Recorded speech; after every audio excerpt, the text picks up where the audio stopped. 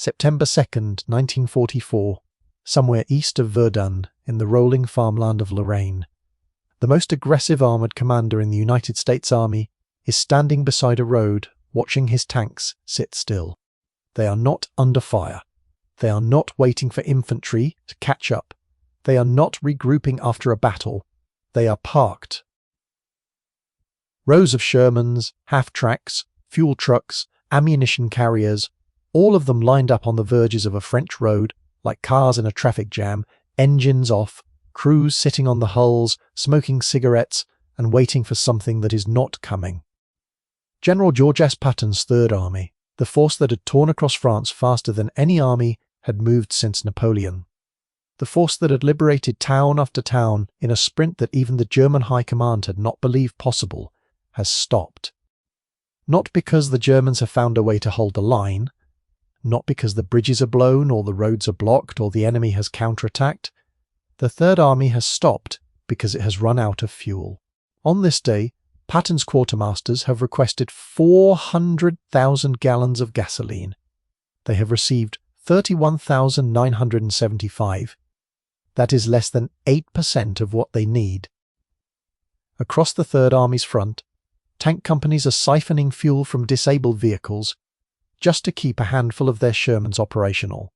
Platoon sergeants are rationing what little gasoline remains to the vehicles most likely to see. Combat artillery batteries are calculating whether they have enough fuel to reposition their guns if the Germans counterattack.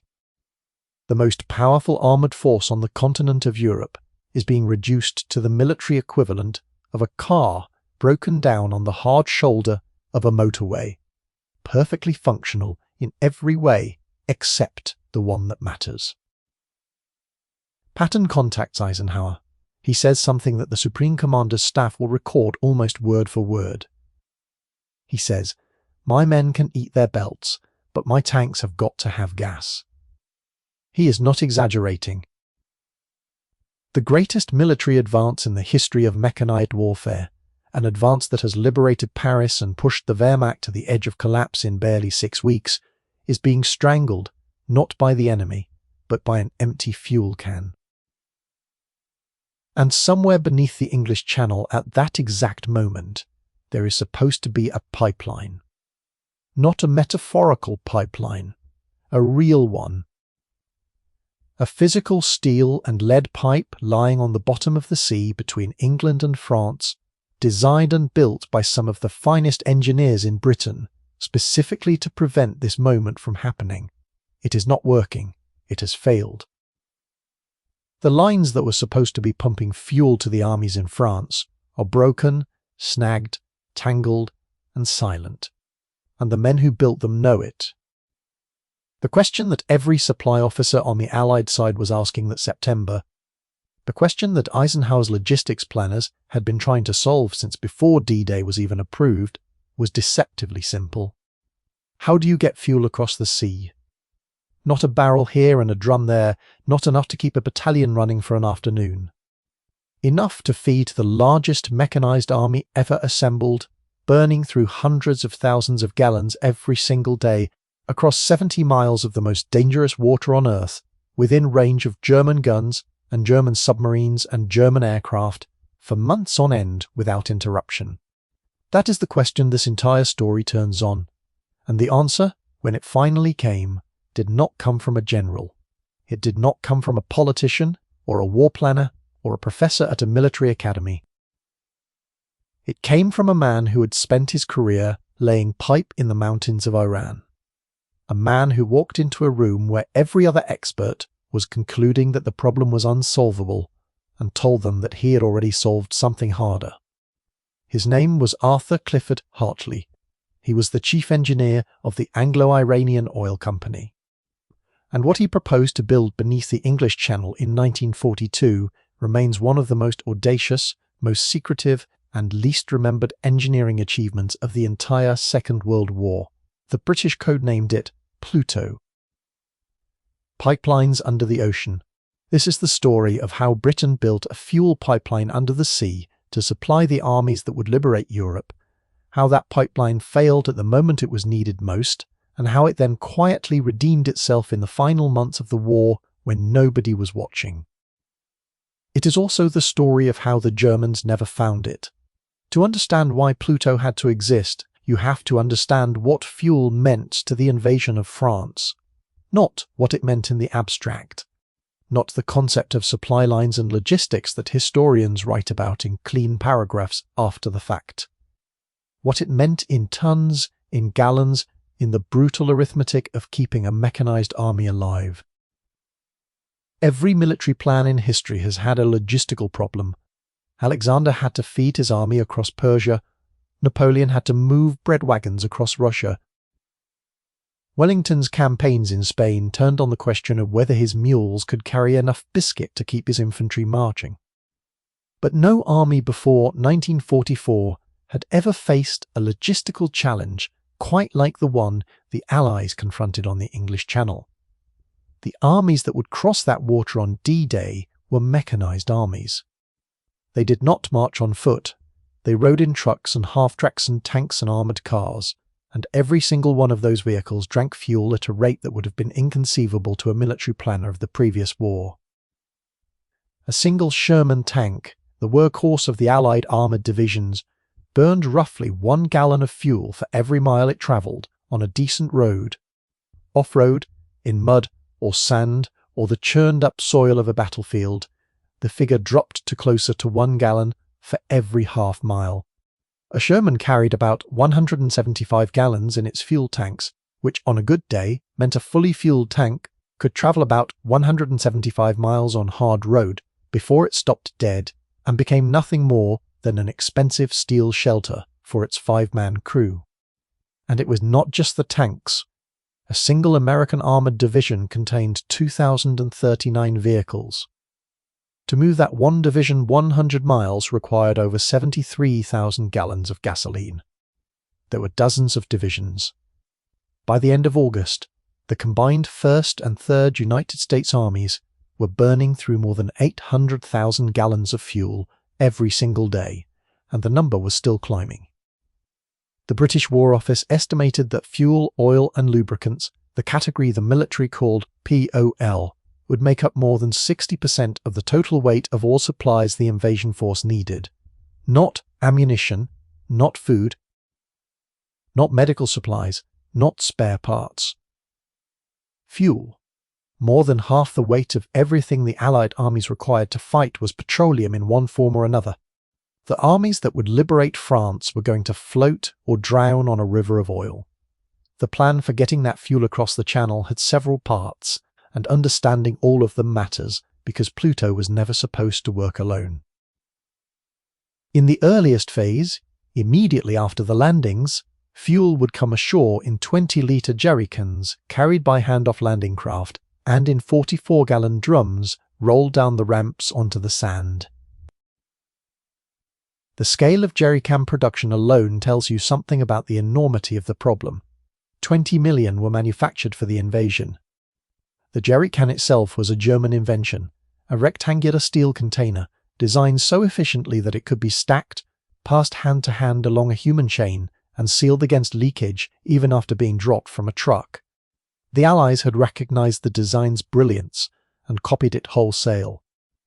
An entire American production line was shipped across the Atlantic to the London area and operated by a firm called Magnatex, running day and night, stamping out millions of these simple steel boxes because the armies that were going to liberate Europe would, in their first days ashore, carry their fuel to the front the way men have carried water since the beginning of civilization. By hand, one container at a time. After the beaches were secured, small coastal tankers would begin crossing the Channel and discharging fuel at whatever ports could be captured or improvised. The Mulberry Artificial Harbours, those extraordinary prefabricated port structures towed across from England and assembled off the Normandy coast, would handle general cargo, including some fuel. And a system called Tombola, essentially a flexible ship-to-shore pipeline laid from tankers moored offshore to collection points on land, would pump fuel directly to receiving tanks at places like Port-en-Bessin. The small Normandy harbour between the British and American beaches, that was assaulted and captured by No. 47 Royal Marine Commando on June the 7th and 8th in one of the fiercest small unit actions of the entire invasion. But every one of those methods had a weakness that the planners knew about and feared. Jerrycans were impossibly slow and labour-intensive. It took men to carry them, trucks to move them, depots to store them, and the sheer number required meant that the logistical tail of keeping the jerrycan system running was almost as heavy as the fuel it delivered. Tanker ships were vulnerable to weather, to submarines, to mines, to the channel's vicious and unpredictable tides, and to the simple fact that there were not enough of them and never would be. The Mulberry harbours had limited capacity, and as the devastating storm of June 19, 1944 would prove, were dangerously exposed to the elements. That storm, the worst channel weather in 40 years, raged for 3 days and wrecked Mulberry A at Omaha Beach beyond any possibility of repair. Hundreds of landing craft and small vessels were destroyed. The unloading schedule was thrown back by weeks at exactly the moment when every day of delay cost lives. The surviving Mulberry B at Arromanches, which the British called Port Winston, carried an enormous burden for the rest of the campaign, handling between 6,750 and 9,000 tons of supplies per day, eventually landing 2.5 million men, 500,000 vehicles, and 4 million tons of cargo over its operational life. But it was one structure doing the work that two had been designed for, and it had never been intended primarily as a fuel terminal. And Tombola lines broke constantly, victim of the same tides and seabed conditions that made the channels such a dangerous place to put anything fragile. What the planners wanted, what they knew they would eventually need if the armies were to advance beyond the coast and drive into the heart of France and then into Germany, was something permanent, something mechanical, something that could pump fuel from England to France continuously, silently, invisibly, and in quantities large enough to keep an army group in the field for as long as the war lasted. They wanted a pipeline under the sea. And in April of 1942, more than 2 years before D-Day, one man told them it could be done. The meeting happened in the offices of the Petroleum Warfare Department in London. The department's Director General was Brigadier Sir Donald Banks, a man who would later write a memoir of the department's work called Flame over Britain. The Secretary for Petroleum was Geoffrey William Lloyd, the political figure who held authority over Britain's entire fuel supply in wartime. The question had come down from the very top of the military hierarchy. Vice Admiral Lord Louis Mountbatten, then Chief of Combined Operations, the man responsible for planning the eventual Allied return to the continent of Europe, had asked Lloyd a direct question. Could an oil pipeline be laid across the English Channel? Lloyd consulted his advisers. Sir Arthur Charles Hearn, a former director of Anglo-Iranian, the geologist George Martin Lees. They consulted their engineers. The consensus was clear and nearly unanimous. It could not be done. The channel was too deep in places, the tides too strong, and the distances too great. No existing pipeline technology could survive the combination of saltwater corrosion, the internal pressure required to push fuel 70 miles, and the constant scouring and shifting of a seabed that moved with every storm and every tide. The men in the room were not fools. They were experienced petroleum engineers who had built pipelines across deserts and mountains, and they knew the limits of their craft. They were right to be sceptical. And then Arthur Hartley arrived. Hartley was 53 years old in 1942. He had been an engineer for most of his adult life, and the life he had lived before engineering had been remarkable in its own right. During the First World War, he had served in the Royal Flying Corps, where he had been involved in the development of the interrupter gear, the mechanism that synchronized a machine gun's rate of fire with the rotation of a propeller blade, allowing a pilot to fire straight ahead through the spinning arc without destroying his own aircraft. It was a problem that sat at the intersection of metallurgy, ballistics, and mechanical timing, and it required a mind comfortable with pressure, with the physical behavior of metal under stress, and with the consequences of getting a calculation wrong by a fraction of a second. Hartley had that kind of mind. After the war, he had joined the Anglo-Iranian Oil Company, the firm that would eventually become British Petroleum, and had spent decades building pipelines in some of the most hostile terrain on Earth. In the mountains of Iran, he had designed and constructed a 3-inch high-pressure pipeline that ran for miles through country so rough that mules could barely cross it. That pipeline operated at £1,500 per square inch and delivered 100,000 imperial gallons of fuel per day. It worked in heat that softened steel and cold that cracked it. Hartley knew what pipe could do under pressure. He knew what it could survive, and when he heard the other engineers in the room concluding that a channel pipeline was impossible, he disagreed. What Hartley proposed was not a conventional pipeline. A conventional pipeline, rigid steel bolted together in sections and lowered into a trench, could never be laid across the English Channel. The seabed was too uneven, the currents too violent, and there was no way to assemble and lower 70 miles of rigid pipe in wartime conditions without every German reconnaissance aircraft in northern France noticing what was happening. What Hartley proposed instead was something entirely different, a continuous flexible pipe, something that looked and behaved more like a submarine telegraph cable than an oil pipeline. It would be manufactured in one unbroken length, wound onto a drum aboard a cable-laying ship, and unspooled across the channel floor, the same way the General Post Office had been laying telephone cables under the sea for decades. The pipe would be small in diameter, just 3 inches across internally, but it would operate at enormous pressure, and by laying multiple lines side by side, you could scale the capacity upward to whatever level the armies required. The idea drew on a tradition that was uniquely British.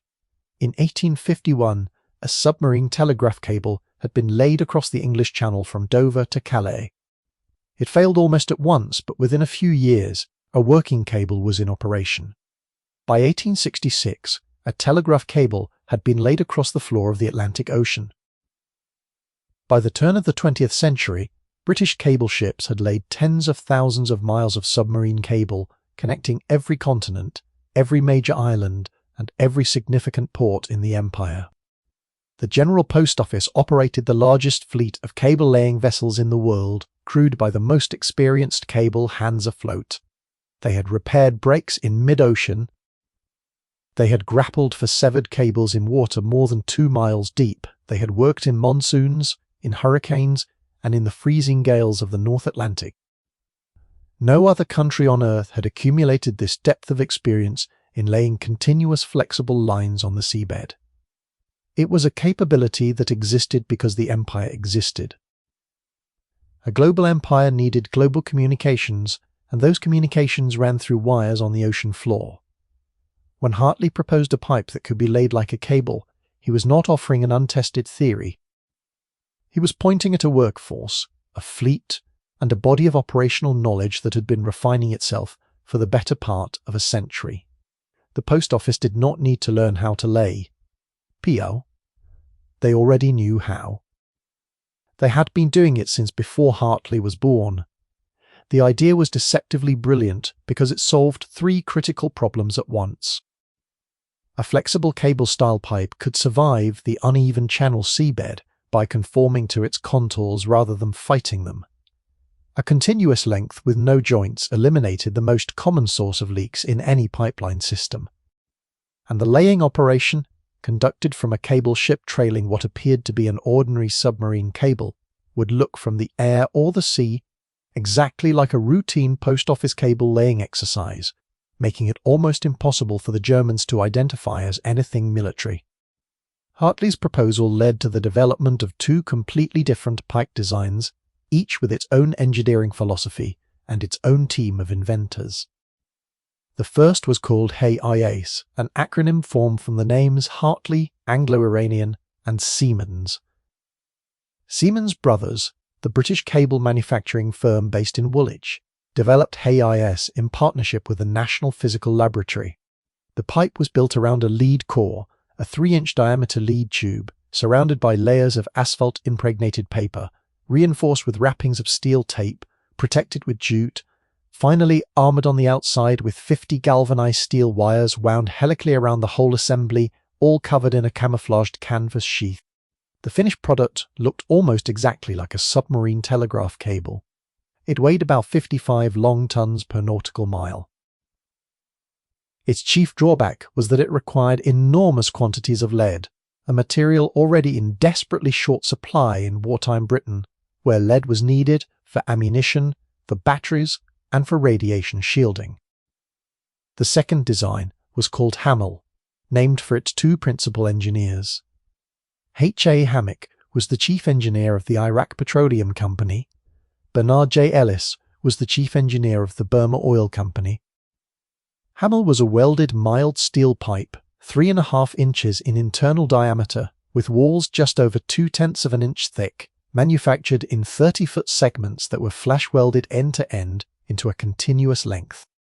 Ellis designed a special broaching tool to scrape away the internal weld deposits, the swarf and burrs that formed inside the pipe at each weld joint, which would otherwise have restricted the flow of fuel and created turbulence that could damage the pipe walls from within. HAMEL was cheaper than HAIS and used more readily available materials, but it had a critical limitation. Steel pipe of that diameter and wall thickness was too stiff to coil onto an ordinary cable drum. The solution to that limitation was one of the most extraordinary objects built during the entire war. It was called the Conundrum, a name that was a play on the words cone-ended drum. The Conundrum was a giant floating steel reel, roughly 60 feet long and 40 feet in diameter, onto which miles of HAMEL pipe could be wound in great spiralling layers like thread on a bobbin. When fully loaded, a single Conundrum displaced about 1,600 long tons. 6 of these enormous drums were constructed, each costing approximately £30,000, and each was tested in the National Physical Laboratory's ship model testing tank to make sure it could be towed across the channel at the required speed without yawing out of control or capsizing. The image is worth pausing on. A steel drum the size of a large apartment building, floating in the English Channel, slowly turning and unspooling a continuous pipeline onto the seabed beneath it while being towed by a converted warship. Nothing remotely like it had ever been attempted in the history of engineering. Testing began almost immediately after Hartley's proposal was accepted. On the 10th of May, 1942, barely a month after the original meeting, the Post Office cable ship Alert laid a 120-yard prototype of HAIS pipe across the River Medway in Kent. The first pumping test failed after 2 days when the lead core extruded through gaps in the steel tape reinforcement under the internal pressure. The engineers analysed the failure, doubled the number of steel tape layers from 2 to 4, and tried again.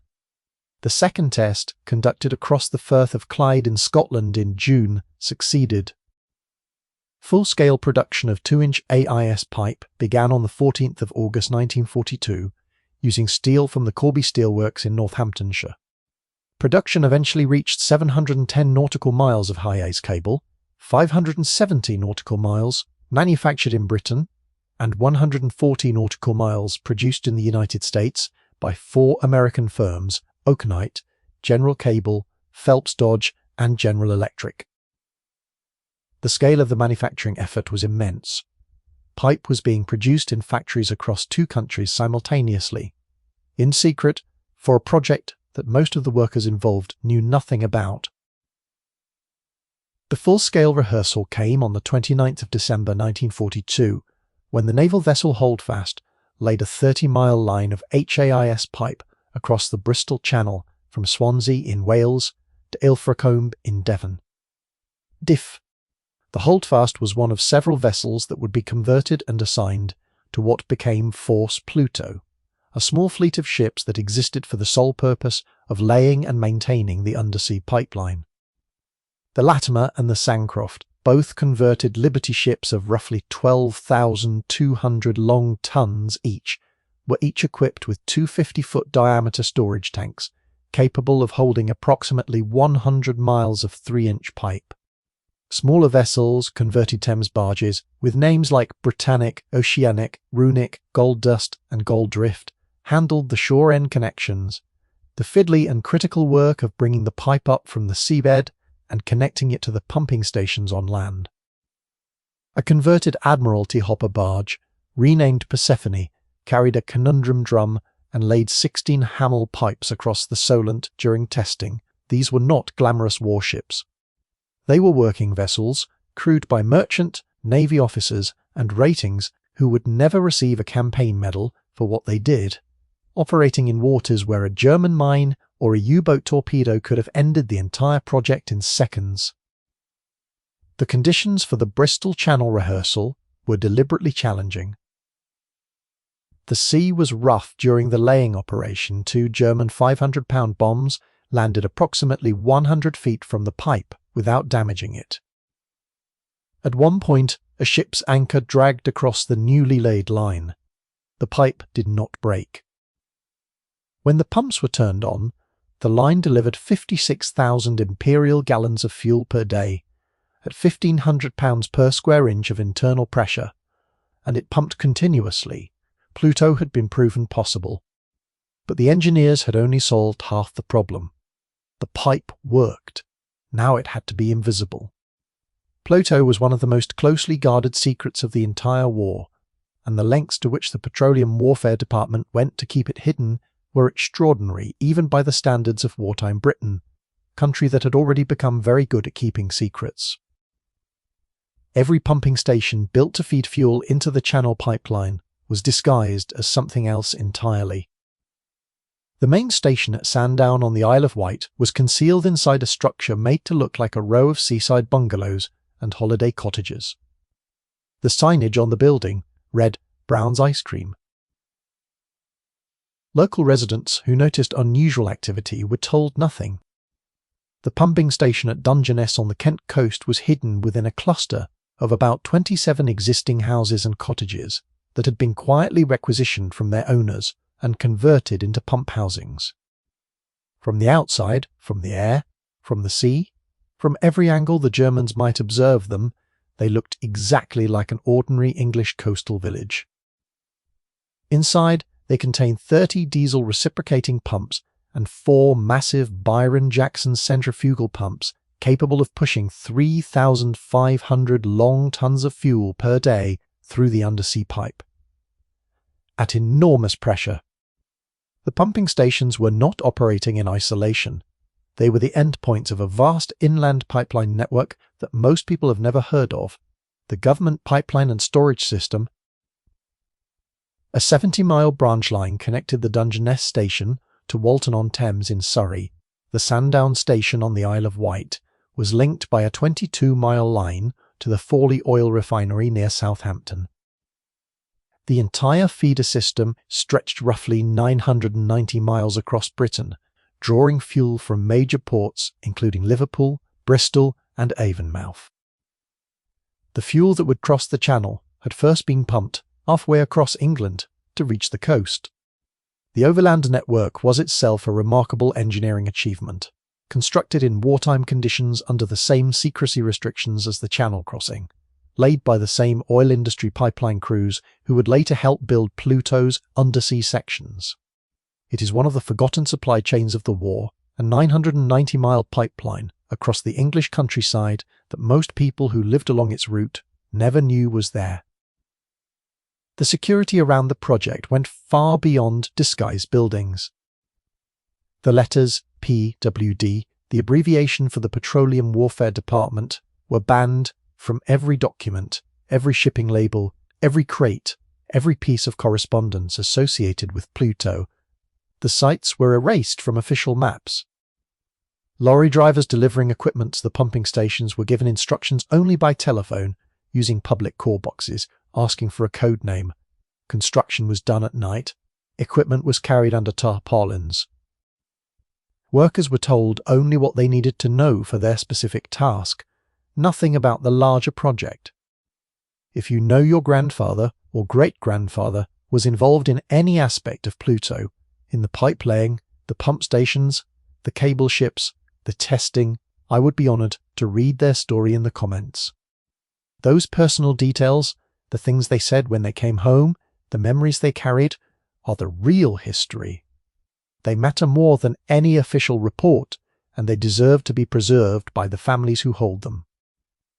But the most spectacular piece of Pluto's concealment had nothing to do with the pipeline itself.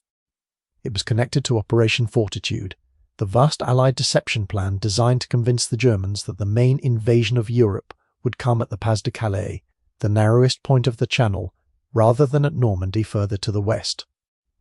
As part of Fortitude, the architect Basil Spence, who would later design Coventry Cathedral, was commissioned to build a fake oil dock at Dover, directly across the Channel from Calais. The structure covered 3 acres.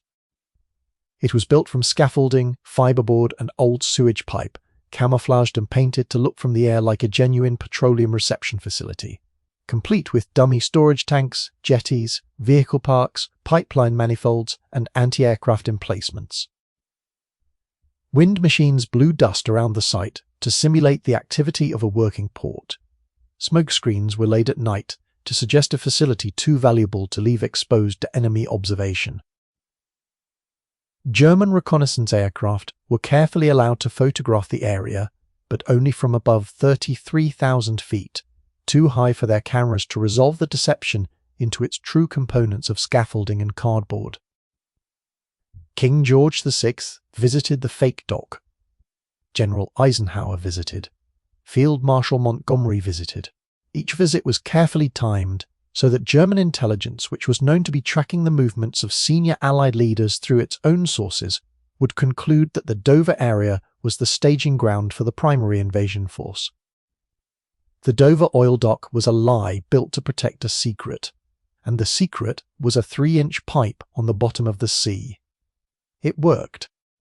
There is no evidence in any surviving German intelligence document that the enemy ever identified Operation Pluto. No German bomb or shell struck the real pipeline or the real pumping stations. No U-boat was ever directed to search for an undersea fuel line. No German reconnaissance aircraft ever photographed the actual laying operation and identified it as anything other than routine cable work. The pipeline that lay on the bottom of the English Channel, pumping fuel to feed the liberation of an entire continent, was for the entire duration of the war completely invisible to the enemy it was designed to defeat.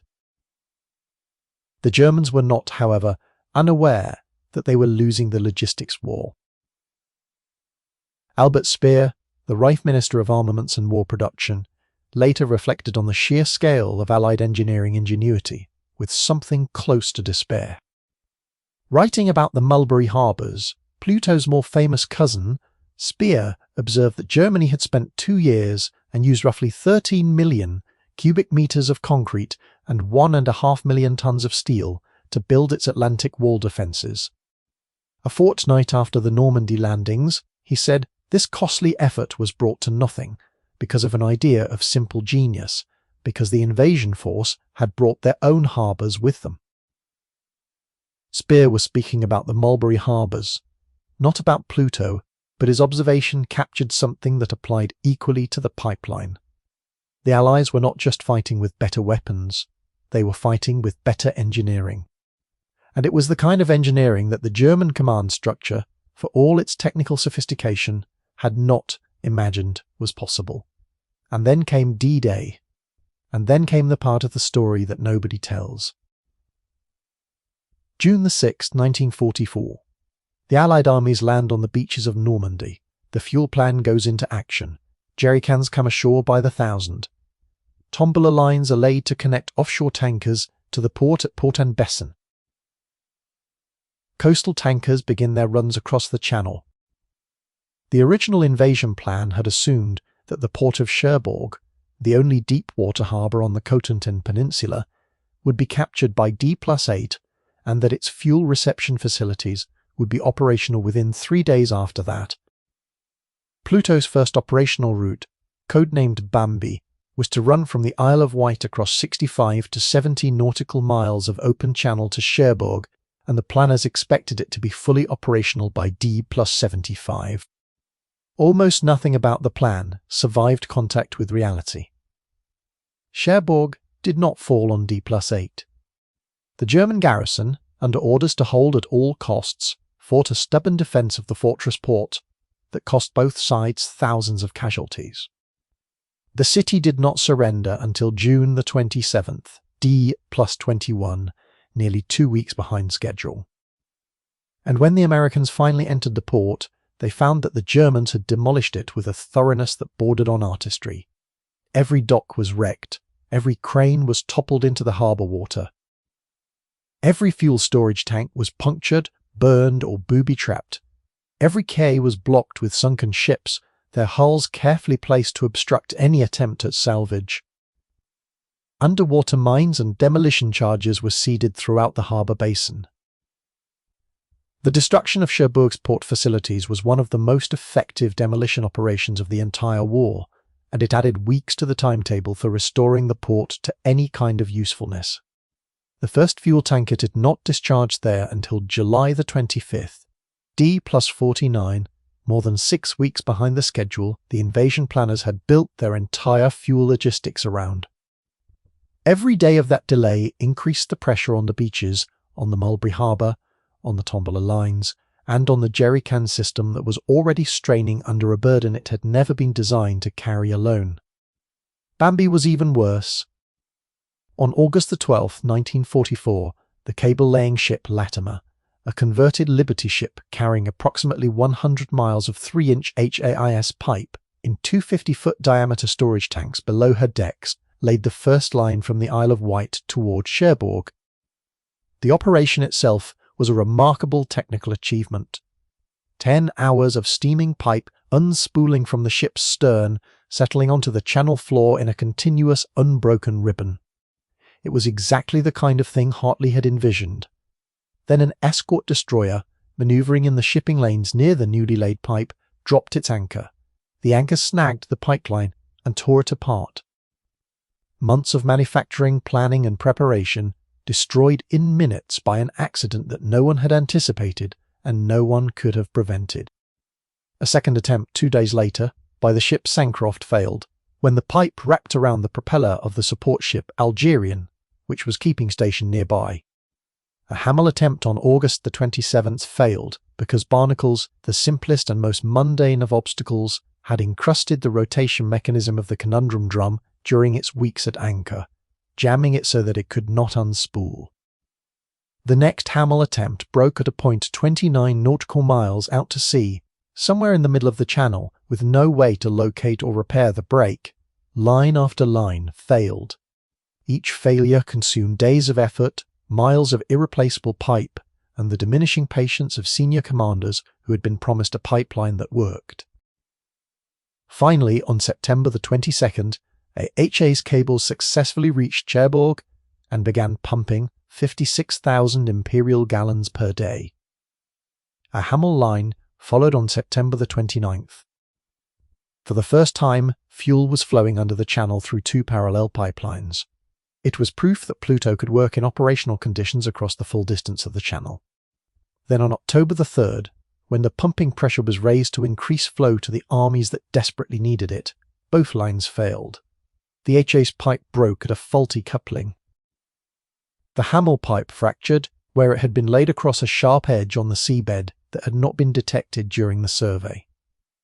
On October the 4th, 1944, Bambi was officially terminated.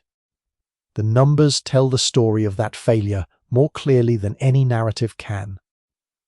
Over the entire period from June through October of 1944, the most critical months of the entire northwestern European campaign, the months when fuel was more desperately needed than at any other point in the war, PLUTO's Bambi route delivered a total of approximately 3,300 long tons of fuel. That translates to roughly 935,000 imperial gallons. It sounds like a large number until you measure it against what the armies actually consumed. During that same period, PLUTO supplied an average of roughly 150 barrels per day. That was 0.16% of all the fuel used by the Allied forces in Normandy. Not 16%, not 1.6%, 0.16%. The pipeline under the ocean, the engineering marvel that had consumed years of effort and millions of pounds, had contributed almost nothing to the fuel supply at the moment it was most desperately needed. The fuel that actually kept the armies moving during those terrible months came from other sources entirely. Tankers discharging at captured ports. The tumbler ship to shorelines, which broke constantly, but were repaired constantly, and kept pumping anyway. The Mulberry Harbour at Arromanches, which by now was carrying the load of 2 harbours after the destruction of its twin at Omaha. And the Red Ball Express, the extraordinary American truck convoy system that ran from August the 25th to November the 16th, 1944, using up to 6,000 vehicles, hauling roughly 12,500 tons of supplies per day along dedicated one-way highways across France. Over its 3 months of operation, the Red Bull Express delivered approximately 412,000 tons of supplies. Its drivers, many of them African-American soldiers who had been assigned to transport units in a segregated army, ran 20-hour shifts and drove blacked out at night on roads that had been pounded by tanks and shellfire. They burned enormous quantities of fuel, simply delivering fuel, a logistical absurdity that everyone recognized and nobody could fix. The Red Ball Express was everything, PLUTO. It was loud, visible, wasteful, desperately inefficient, and held together by the endurance of the drivers who ran it. It was also the thing that actually kept the war moving when the elegant engineering solution had failed. While Pluto sat broken on the Channel floor, the fuel crisis reached its peak. After the Normandy breakout in late July and early August, Patton's Third Army and Hodges' First Army had raced across France so fast that they completely outran their own supply lines. The port of Cherbourg was still operating at a fraction of its designed capacity because of the German demolitions. The Brittany ports had not yet been fully captured. The supply chain from the beaches was stretched beyond breaking. Eisenhower made the agonizing decision to prioritize the available fuel to Hodges and to Montgomery's 21st Army Group, which were closer to the main German defensive positions, effectively halting Patton at the Meuse River. It was one of the most controversial command decisions of the entire war. Patton believed he could have reached the Rhine if he had been given the fuel. Montgomery believed his northern thrust toward the Ruhr, the industrial heart of Germany, deserved priority. Eisenhower, caught between two of the most forceful personalities in the Allied command, chose what he considered the balanced approach, and in doing so left neither commander with enough fuel to achieve a decisive breakthrough. The war that many senior commanders believed could have ended by Christmas of 1944 instead ground to a halt at the German border. When the German Ardennes offensive struck on December the 16th, it hit an Allied line that had been static for weeks, in part because the fuel supply had never caught up with the armies that needed it. Fuel, not the Wehrmacht, had stopped the Allied advance. Sir Donald Banks, the Director General of the Petroleum Warfare Department, later admitted in his memoir that the Bambi operation had exposed fundamental problems in the PLUTO system. He wrote that his teams were not yet sufficiently versed in the practice of connecting the shore ends of the pipe, nor in effecting repairs to the undersea leaks. Derek Peyton Smith, the official British historian of wartime oil policy, whose work remains the authoritative academic assessment, wrote a verdict that still stings. He concluded that Pluto contributed nothing to Allied supplies at a time that would have been most valuable, that is, when no regular oil ports were available on the continent and the Allies were relying on the unsatisfactory facilities at Port-en-Bessin. There was serious discussion within the British military establishment, at levels that reached the War Cabinet, of cancelling Pluto entirely. The pipeline had failed its test.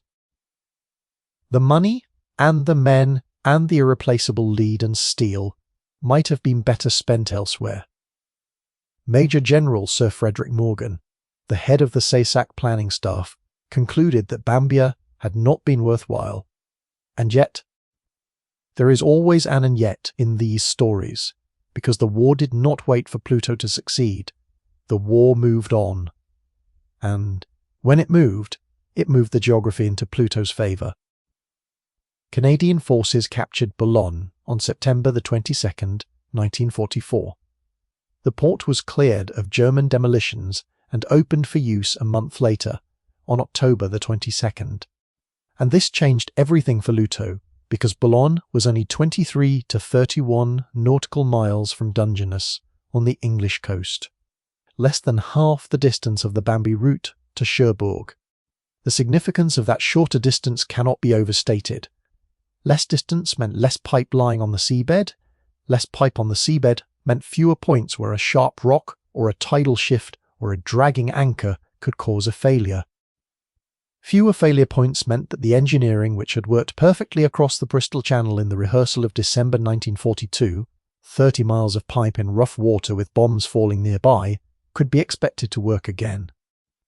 The new route was codenamed Dumbo. On October 26, 1944, the cable-laying ship Sancroft laid a HAIS line from Dungeness to Boulogne. It held. It pumped. It did not break. A second line followed. Then a third. Then more. The laying teams, who had spent months watching their work destroyed by anchors and barnacles and sharp rocks in the Bambi operation, now fell into a rhythm. A ship would put to sea from Dungeness, unspool its cable across the short stretch of channel, arrive at Boulogne, and the shore connection teams, who had by now learned the hard lessons of every previous failure, would secure the line and bring it up to pressure.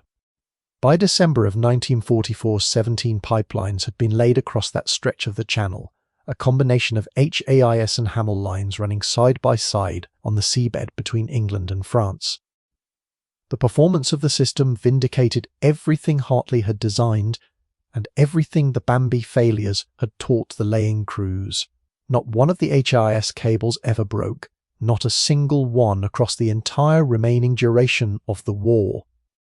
The HAMEL steel lines required repairs on average once every 68 days, a manageable rate that the laying and repair teams could handle without interrupting the flow of fuel. The fuel began to flow in earnest. By February of 1945, Dumbo was delivering hundreds of thousands of gallons per day. On March 15, 1945, the system surpassed its design target of 1 million imperial gallons pumped through the channel in a single day.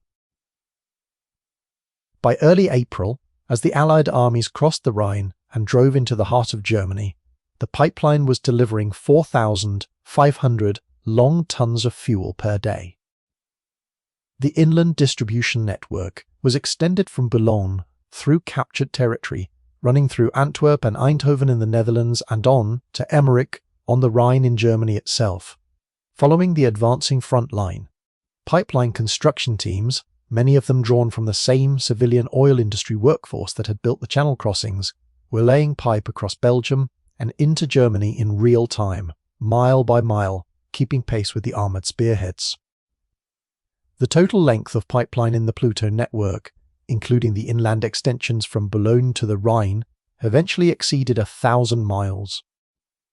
Fuel that had entered a pumping station disguised as a bungalow on the coast of Kent was flowing through continuous pipe to forward depots inside Germany. The engineers who had been humiliated by Bambi were vindicated by Dumbo, not because they had learned some transformative new technique, but because the channel had finally given them a crossing short enough for their technology to master. The pipeline that had failed catastrophically 7 months earlier was now pumping fuel to the armies that were finishing the war, at a rate its designers had hoped for but never quite believed they would achieve in operational conditions. The last line was laid on May 24, 1945, 2 weeks after the German surrender. The system was closed on August 7th to save manpower, and Operation PLUTO was officially disbanded on August 31st, 1945. Over its entire operational life, the pipeline delivered approximately 172 million imperial gallons of fuel. Some official British sources put the figure closer to 180 million. The total cost of the entire project was £4,428,000.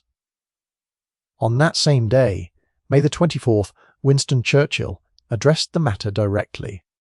He called Operation PLUTO a wholly British achievement and a piece of amphibious engineering skill of which we may well be proud.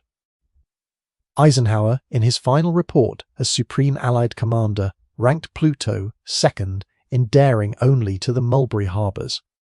The historian Michael Patton described it as strategically important, tactically adventurous, and from the industrial point of view, strenuous. The American naval historian Samuel Eliot Morison wrote that the pipelines proved very useful for supplying the Allied armies as they advanced into Germany. But there is another verdict, and it is less comfortable than any of those tributes.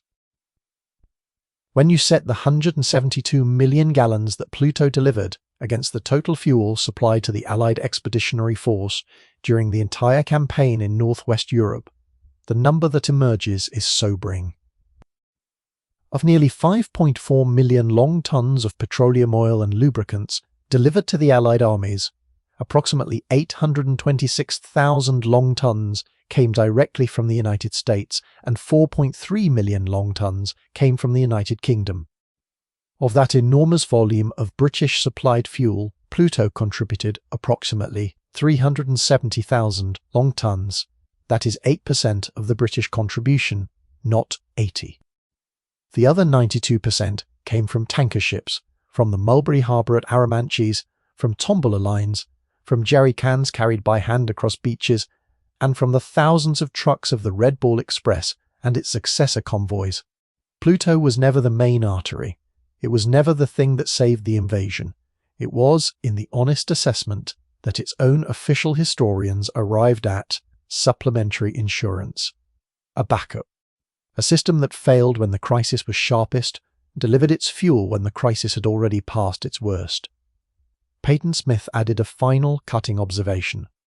He noted that Dumbo was more successful than Bambi, but at a time when success was of less importance.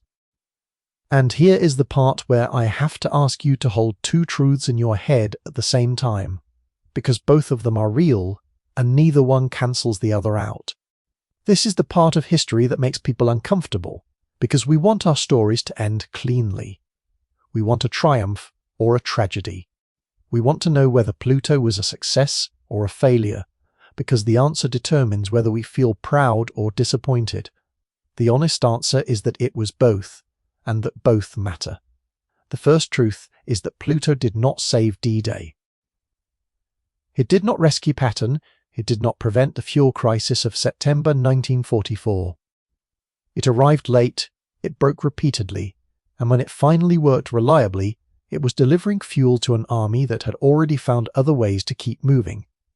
By the standards of the problem it was designed to solve, it fell short. That is the verdict of the official historical record, and it is an honest one. The second truth is that what Arthur Hartley and his engineers achieved was extraordinary by any measure. They proposed an idea that every other expert in the room said was impossible. They designed two entirely new types of pipe from scratch. They invented a machine, the Conundrum, that had never existed before in any form, to lay one of those pipe types across open water. They built pumping stations disguised as ice cream shops and seaside bungalows. They tested their system in winter storms in the Bristol Channel while German bombs fell around them. They failed, and they went back and did it again. They failed again, and they went back and did it again. And when a shorter route finally became available, the conditions matched what their engineering could actually deliver. It worked almost flawlessly. 17 pipelines, 1 million gallons a day, not one HAIS cable broken. The men who made Pluto real were not generals or politicians. Most of them were merchant navy, sailors, oil company engineers, post office cable technicians, pipe fitters and welders. Captain John Fenwick Hutchings of the Royal Navy commanded Force Pluto with over 100 merchant navy officers and more than 1,000 men under his authority.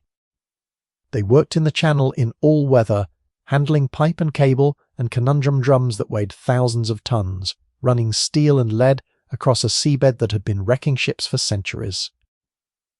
Their names are not in the history textbooks. Their operation was classified for 30 years after the war ended. When Pluto was finally declassified and the files opened, the story entered public knowledge so quietly that most people in Britain have never heard of it. Most of the physical evidence of what these men built was salvaged and scrapped between 1946 and 1949. Recovery ships, including the former Holdfast, now renamed Empire Tor, and the former Latimer, now Empire Ridley, along with a captured German tanker renamed Empire Tigris, spent 3 years pulling pipe off the channel floor.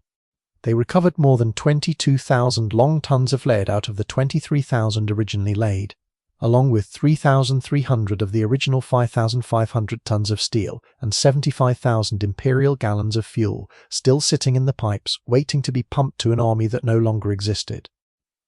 The scrap value of the recovered materials, roughly £400,000, actually exceeded the cost of the salvage operation itself, which may be the most quietly British detail in the entire story.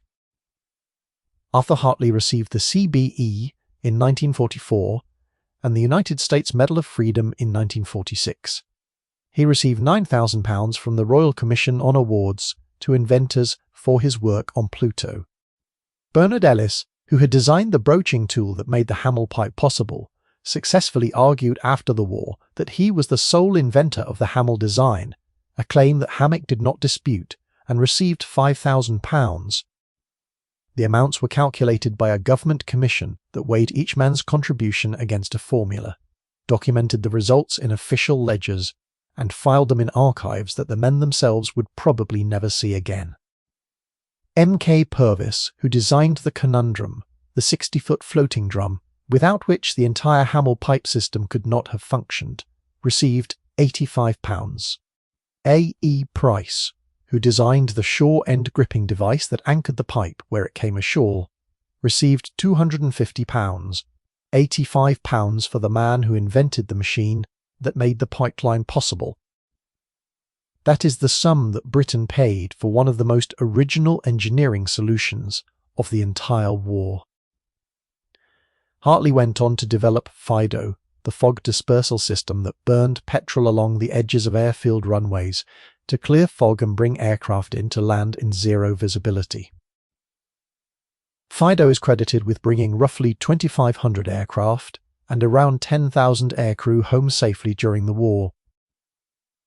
Between 1940 and 1941, Anglo-Iranian released Hartley to assist in the development and production of a stabilized automatic bomb sight that had been designed at the Royal Aircraft Establishment at Farnborough.